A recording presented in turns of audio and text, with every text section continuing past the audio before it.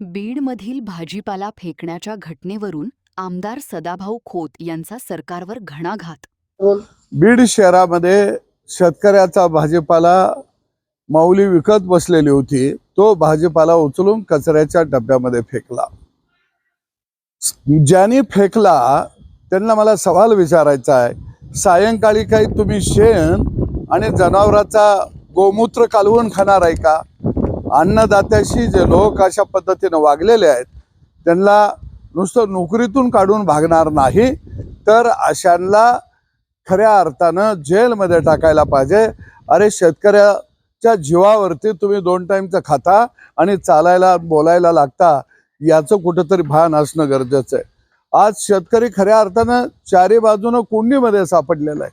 यावर्षी पाऊस पडेल का नाही याची भीती त्याच्या मनामध्ये निर्माण झालेली आहे. दुसऱ्या बाजूला त्याचा शेतीचा जोडधंदा ह्यो सुद्धा आता अडचणीत आलेला आहे. त्यानं घरामध्ये पाळलेली गाय असेल, म्हैस असेल, बैल असेल, तो बाजारला विकायला घेऊन जाऊ शकत नाही.